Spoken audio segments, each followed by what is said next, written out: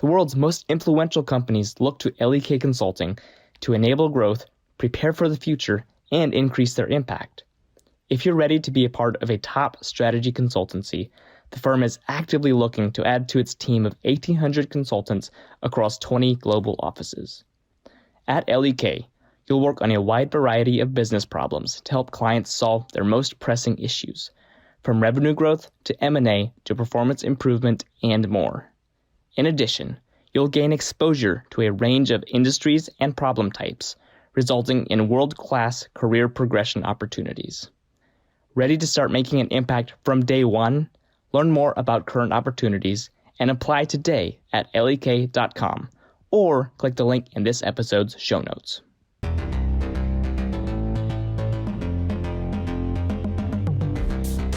Welcome to this episode of Strategy Simplified.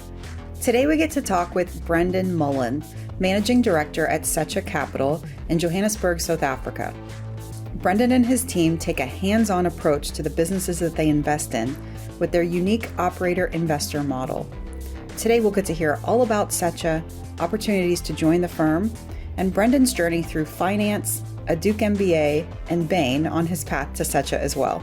I hope you enjoy the discussion. Brendan, we want to thank you so much for joining us here today on Strategy Simplified. Thank you for having me. It's a pleasure and an honor. I'm a fan of the podcast and the work that you do. Oh, Brendan, thanks so much. We'd love if you could just kick us off here with a quick overview of who you are and your background.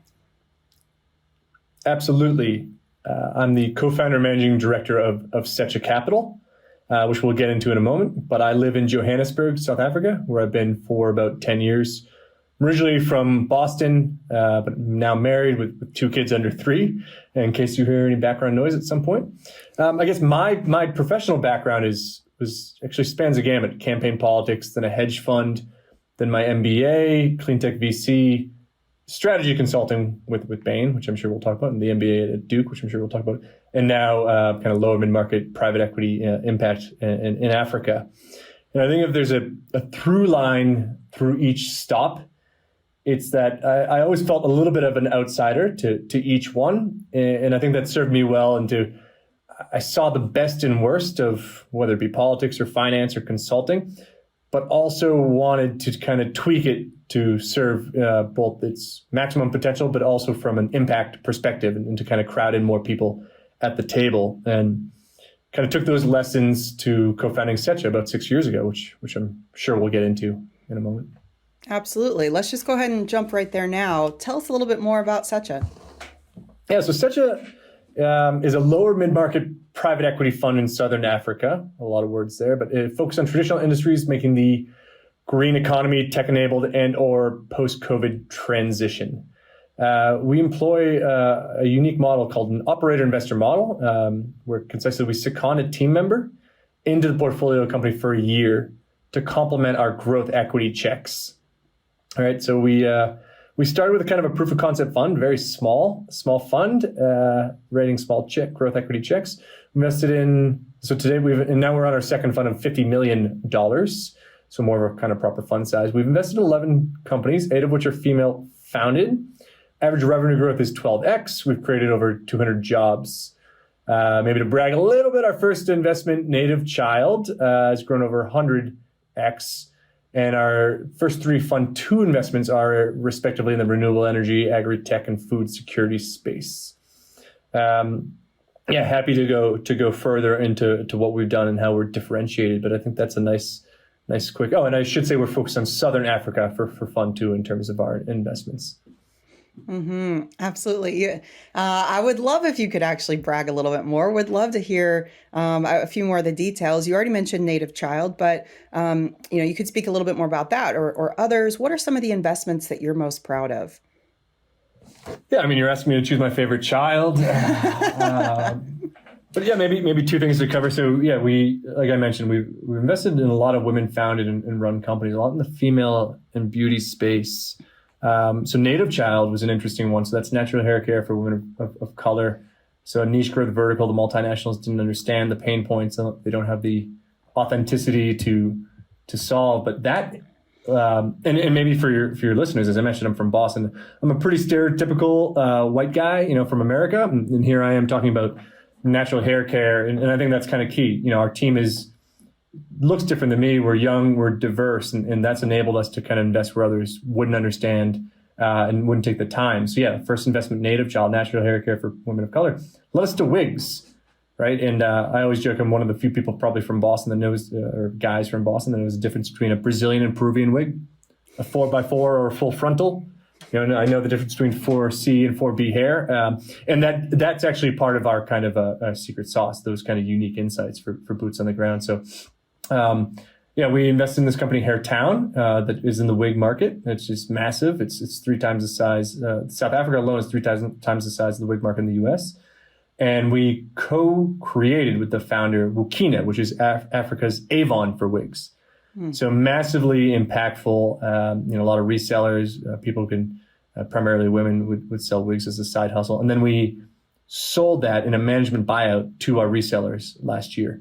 So that was pretty great. Not a massive exit for us, but we made some money. And now the women that were originally just resellers, your kind of Avon model, they own equity in the business.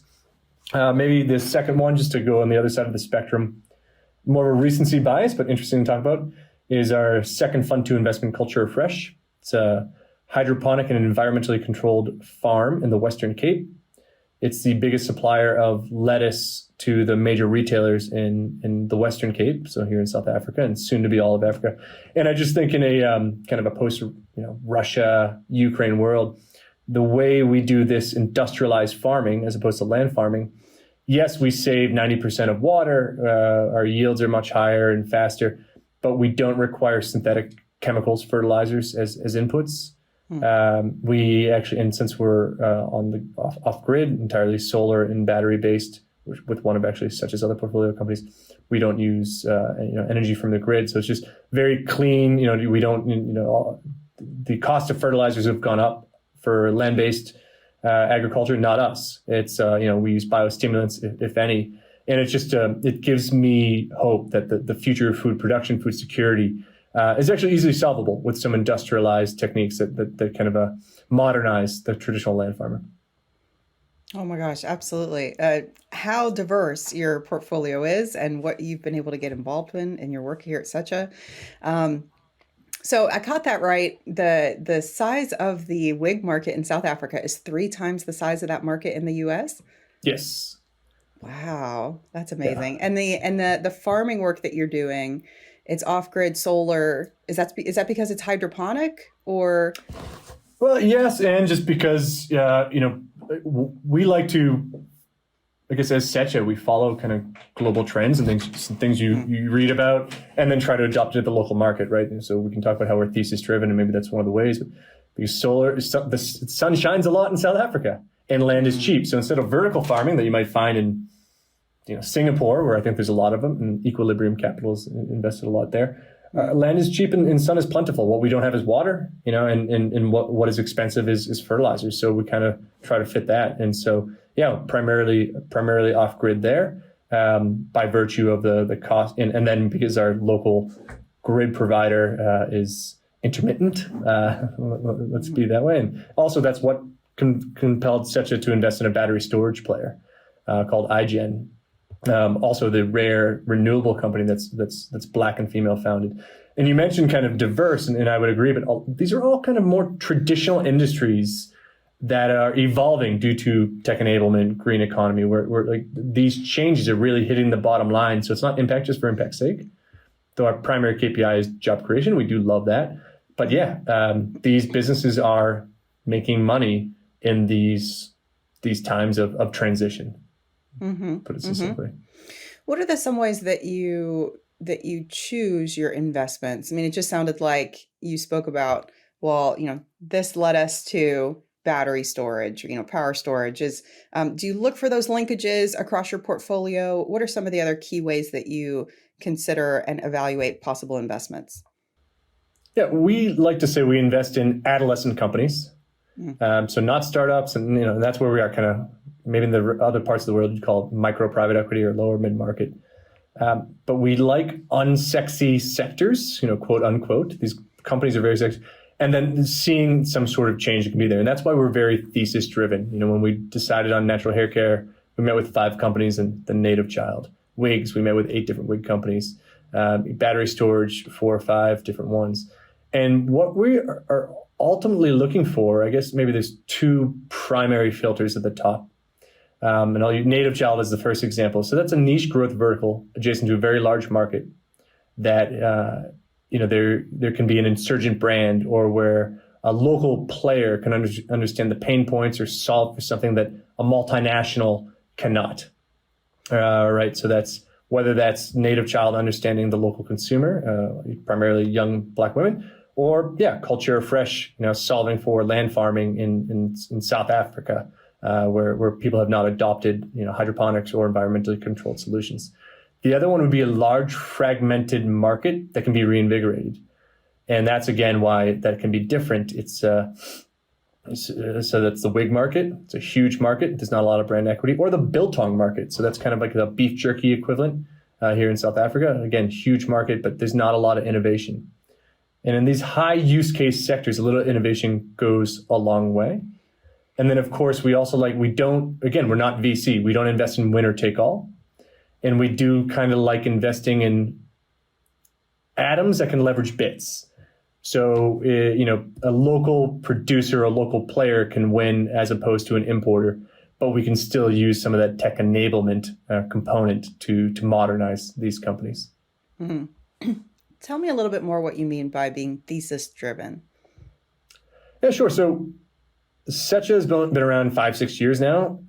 We're not a brand. We're not expecting people to come to us dying to take our capital. And as we'll talk about the operator investor model, we are differentiated. So those are probably the 2 ways we are primarily differentiated. We do a lot of more of the work up front to come up with the idea of where is there an opportunity to invest. And then we look to see if that company exists. We actually kind of create a what you have to believe or request for company almost. And then we see, and then we align with the entrepreneurs. That's because, it's since we're operational, we get greater insights, we think, than other investors. And 2, sometimes the companies that are looking to raise money, especially if they talk VC, PE language, that's not necessarily the best opportunity as we see it.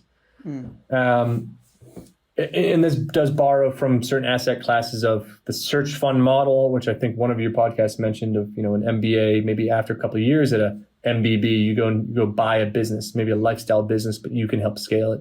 There's components of that into our model. And then the operating partner model of kind of bigger private equity of really creating value add creation.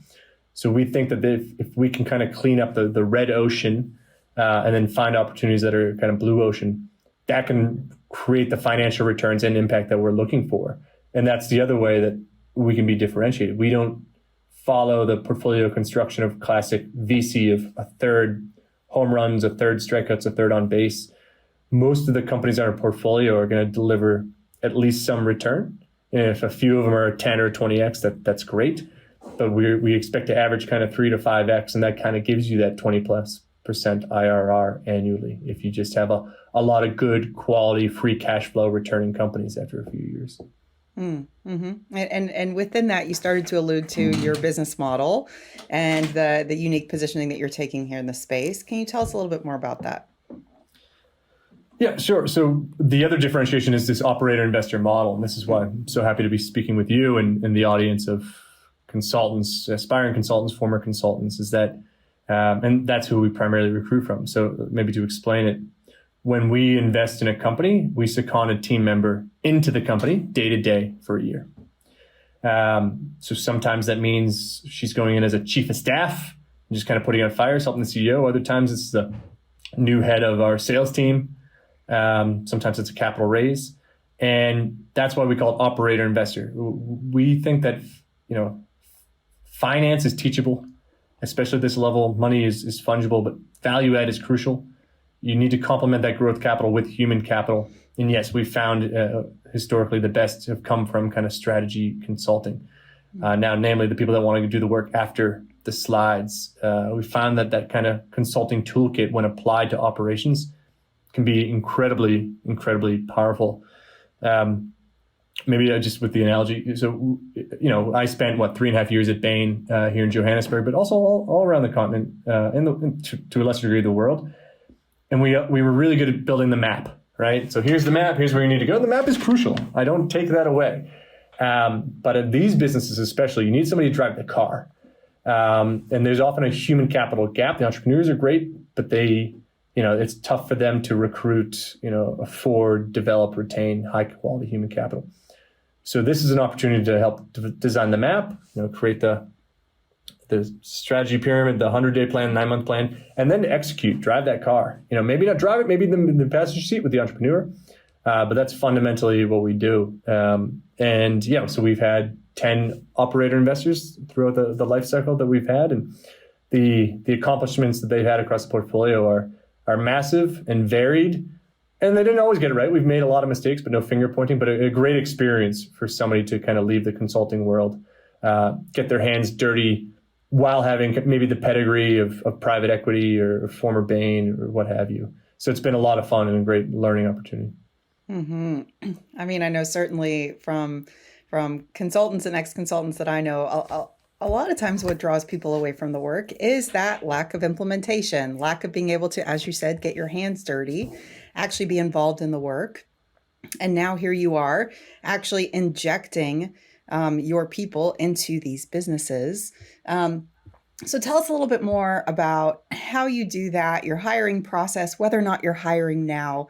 Do you look for specific people based on the openings that you see within your portfolio? Do you just look for the top quality talent? What's that process look like for you? Yes, we are hiring now.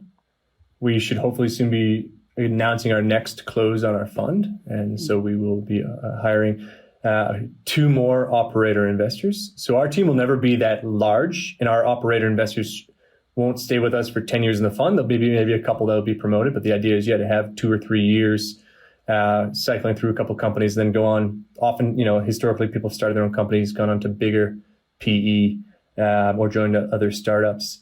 The hiring process is, so first starters, I want to let the consulting audience know, I think sometimes as a consultant, as somebody that left finance, myself, I was a bond analyst, so it wasn't banking, but you kind of felt, it's harder to get back into finance, or it's harder to get into PE if you come from consulting, not IB or such. And that is not the case for us, not to denigrate finance or investment banking, but that skill can be taught. And we've really found that the toolkit of consulting is more helpful. And what we're looking for are the people that do want to do the work after the slides, because there's a lot of like mundane, boring, but important work when you're actually operational, and it can be tough. It's not, this is not fancy dinners by the client. This is sometimes, I've stood in front of a petrol station, a gas station in the US, and handed out biltong, samples. And I've done surveys with, hundreds of women in townships to find out, how much they're willing to spend on wigs. I've waited hours for a buyer at Dischem to just, take a meeting with me so that we can get our products on the shelves. But if that sounds like fun, or at least, sometimes sounds like fun, that's the role for you. And like I said, we're looking for decathletes, people that can flex a lot of muscles, and maybe not the best modeler or the best X or Y, but we're looking for the best talent stack. Can you do these things? And of course, with that is, yes, EQ is important. Persistence is important. Being able to be, independent is important. And that's why that strategy consulting toolkit is important. Like answer first, pyramid principle, meatiness, all those things that are kind of cliches in the world. They're honestly, I think they're even more important at a operational level, outside of the advisory world. We'll come back to the show after this brief message. Maximize your chances of landing a top 10 consulting offer by joining Black Belt, Management Consultant's premium case prep program. In Black Belt, you receive one-on-one mentorship and prep support from a former McKinsey, Bain, or BCG consultant. Your coach will develop a personalized plan for you and guide you through drill-based coaching sessions. Black Belt also includes expert resume and cover letter edits. because case prep is only so good if you don't get that interview. And finally, it includes an exclusive group training session led by an ex-McKinsey consultant. Fun fact, 80% of black belts land offers, which is why it's the world's most effective consulting prep program. If you're ready to quit wasting time in your prep process, join today. Limited seats remain for the July cohort of Black Belt. You can learn more and register at the link in this episode's show notes. Now, let's get back to the show. And so these owner investors who get to go out into the world, be a part of these portfolio companies, what kind of connection do they still have with you and the core team? And is it, any other training that you help establish with them for them to be successful? Yeah, so the goal is for them to feel as though they're just as much employees of Secha as they are the portfolio company. We don't always get that right, but that's, aligning incentives so they get deal by deal carry. And we want the entrepreneur and the team to feel like, so I'll use Kuhle. Kuhle is our principal. She was an operator investor at Rush Nutrition. Lara referred to her as an employee of Rush just as much as Secha. So there is a lot of engagement. Maybe again, borrowing from consulting, that is the, if I'm the quote partner, this is the case team leader or what have you. So very involved, much more ideally at the operating company, because that's one of the problems we see with private equity on the continent. Investor usually means investor relations. You're not spending that much time with your portfolio companies. So fundamentally, this is the GPs and the seniors get out of the way for the operating investor to maximize the value add that they can at the portfolio level. And we're a learning organism. We've invested in 11, 12 companies now. So there's a lot of synergies that we've taken lessons. So we're getting better, faster, stronger, codifying those lessons, making sure we apply them across the portfolio. So it very much is a reciprocal relationship with a lot of oversight, but then as much freedom as the operator investor kind of wants, proves that they deserve. And that's the best case scenario for us, where they just feel, they are a principal, not an agent. And that's always what we're trying to solve for. So that, when I was at Bain, did it affect me if, one of our clients, increased profit next year, 5%? No, that was the goal. But our operating investors live and die on monthly management accounts, GP margin expansion, and that's the fun, and it's also why the job can be tough in a way, or emotionally tough in a good way, I think. So these operator investors, they get to own something. They have agency. They have they make real impact. Is what I'm hearing you saying. Absolutely, they get to hire people. They get to grow revenue. They get to see the highs and lows of entrepreneurship. And learn every component of a company. Sometimes some areas more than others, but you really leave with the entrepreneurship MBA, and that's what a lot of people are looking for while having a lot of impact. Well, we are not done with our conversation yet, but I'm sure that there are some of our listeners who are really interested in this operator investor opportunity with you at Secha. For those who are interested, where could they go to learn more?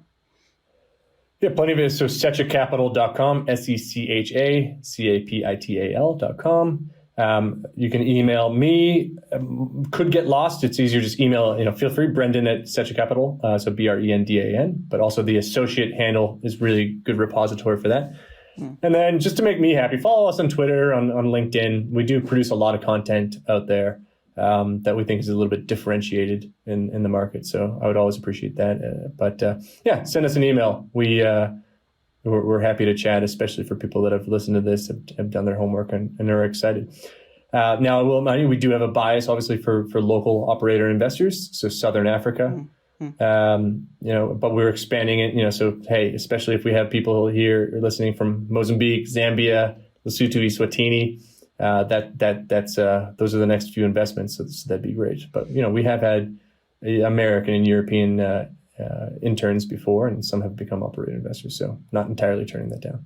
Sure, sure. Well, that helps lead into the next part of the conversation, because I'm sure there are others who are so curious how you got to where you are, right? And I know that part of that journey was a Fuqua MBA. So it's always great to chat with a fellow Fuquan. Yeah, no, that's the answer, Stephanie. It's entirely Fuqua. It's Kathy Clark and Case I3. What other shout outs could I give? But my dream MBA internship was at a Durham company, SJF Ventures. That was my first foray into kind of the VC world, and that was monumental. And actually, a lot of the Secha operated investor model came from that. I was seconded into one of the SJF portfolio companies for a few weeks when I was a venture fellow for a year, and that was great. And I assumed more VC PE firms would do that, especially on the continent of Africa, where, a lot of the multinationals have hollowed out the management gap, the availability of talent there. And what I thought I'd see at Bain, and I did to a degree, but not as much, of let's get a little bit more operational, because, this is, we're trying to bring, best practices, and we're talking about multiples or, hundreds of percentage points, not basis points, and didn't really see that. It wasn't designed for the local context. And so that's what we're trying to do with Secha, kind of bring first principles, to use a term that nobody else likes, but I do, but kind of a biomimicry approach or biomimetic disruption to an asset class that has otherwise been kind of copy and paste here on the continent. So Fuqua was a great experience. Durham's a beautiful city. And that was the life choice of figuring out where am I going to go. This was 2013, and had an offer in Durham, had an offer in Dubai. And then the opportunity to come to Johannesburg with Bain, and have three very different cities, but a great opportunity. All thanks to Duke. Oh, absolutely. Tell us a little bit more about that next step then. Your experience at Bain, what made you leave, and how that also helped lead you to where you're at now. A great experience at Bain, South Africa. I was very lucky as well, or maybe forceful. I got to travel all over the continent and work for very interesting cases, not always just kind of big multinationals, so I enjoyed those. A lot of private equity and due diligence. I think I was able to travel to 12 different countries on the continent. Wow. with Bain alone, as well as kind of maybe my favorite story that kind of encapsulates that is, so I'm based in Johannesburg. And I guess I spent about 9 months in Nigeria, but the other country I spent a lot of time in, oddly, was Eswatini, then known as Swaziland, helping the local sugar association. And we were going to Brazil to learn about kind of the modern practices in sugar, ethanol, et cetera. And so there I am, an American passport. I'm in Eswatini, from, my office is in South Africa. I had to send my passport to Mozambique to get a last-minute Brazilian visa in order to go over to Brazil for 2 weeks, and that's why I kind of I always think of that, of it incorporates multiple continents, multiple countries, doing really interesting things and then in a market that we invest in now, not sugar specifically, but took a lot of those lessons from the agricultural value chain. And now one of our principals, Kule, who I mentioned earlier, her family works in the sugar industry in Eswatini. So it became kind of a very small world in that regard. So lots of good memories of Bain, but 3.5 years was about right. That was kind of always the plan. I always wanted to get back into, or wanted to get into this. I guess Secha was kind of always the end goal. It helped to refine it, and I couldn't have done it without kind of that toolkit for sure. I mean, like I said, it was been 3.5 years. So that's 6+ years ago that I left. We still talk about it, possibly too much, because my co-founder Rashil is, or one of the co-founders, Rashil, is also a Bain alum. We talk about it quite a bit, and we use that lessons. I use the lessons from Bain way more than I use the lessons from kind of finance and working at the hedge fund. So. Sure. No, I mean, and very applicable. In that part of your career journey and pathway, did you? I assume that during your 3.5 years at Bain, you didn't always get to do social sector work, impact investing type work. You're also doing things which were maybe a little bit more just serving for-profit, profit-driven companies. Did you feel any tension about that stage in your life and the knowledge and that you wanted to get back to what you might consider more meaningful work? Maybe you didn't, and that's fine. Yeah. But I'm curious about that. Especially somebody who started off and you're getting an education in a case, social impact investing type role, and then you decided to go to Bain. What was that like for you? Yeah, I think that's a really good question. And I think, I guess I have three components to my answer to that. And one, the goal of Secha is we want to create financial returns because we need to bring in more commercial capital, and we want to kind of grow this asset class and make it replicable. And that's the most ambitious. Like, we can prove that it's kind of adolescent stage or small growing business investing, you can make money as well as impact. That's awesome. So let's have more Sechas out there. Let's get more LPs that are not just DFIs to invest in this space. Like, that's our ultimate goal. So I think returns are a good thing, and I think it's almost easy to be impact, maybe too easy. Though we like to track jobs and carbon abatement, and obviously the gender lens is very strong.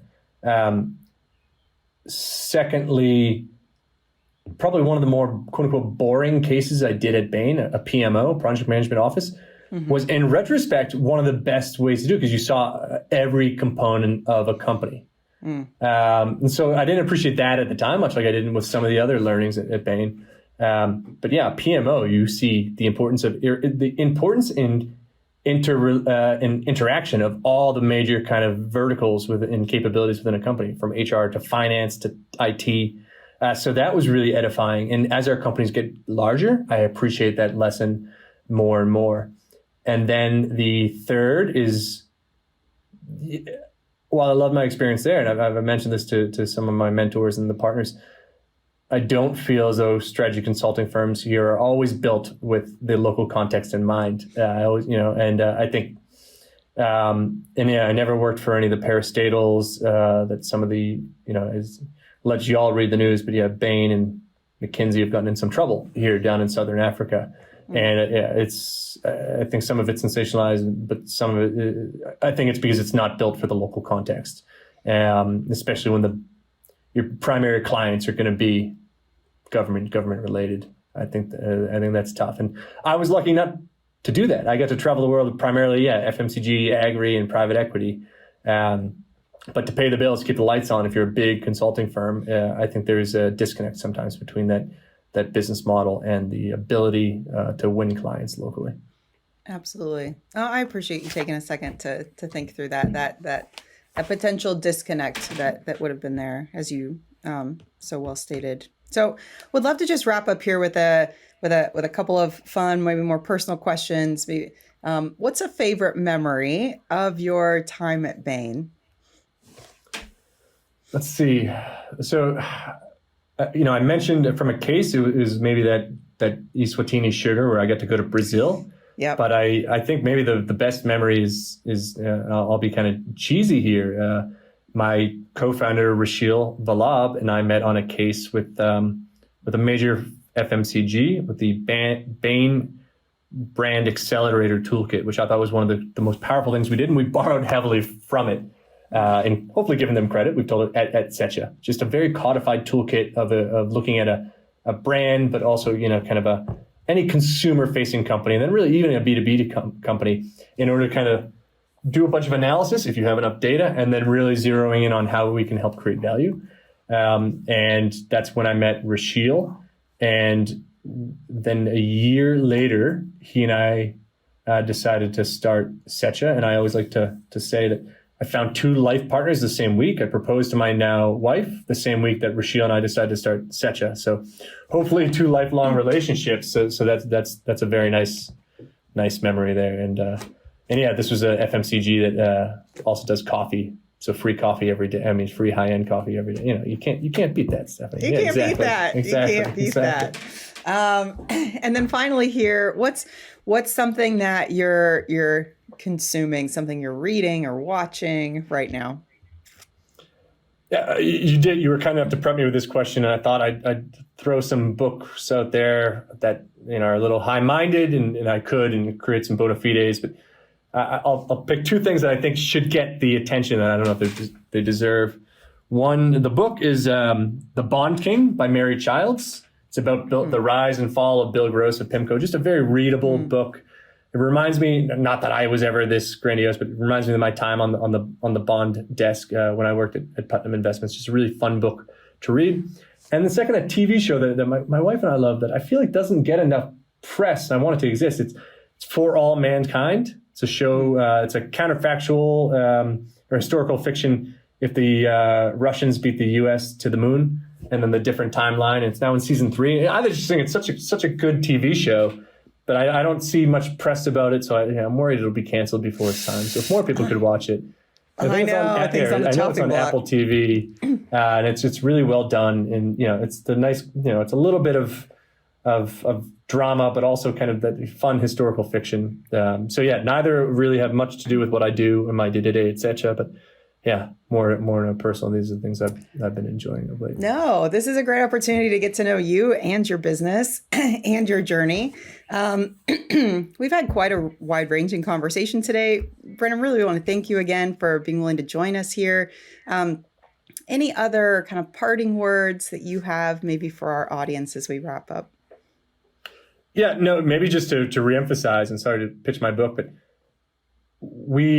not every private equity firm will say, we don't want financiers. We want the consulting toolkit. And I like emphasizing that you don't always realize when you're entering consulting or leaving it, how much you learn. And we see that every day, myself and people we hire, and how powerful that can be outside of that in the real world. I'm using air quotes because I know consulting is the real world.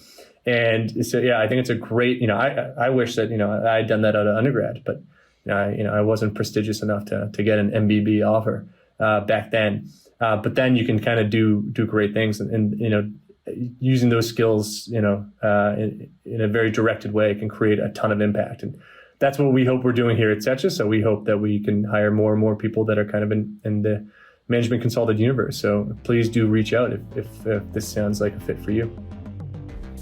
Thanks for joining us today. Always a pleasure to talk with a fellow Fuquin and ex-consultant.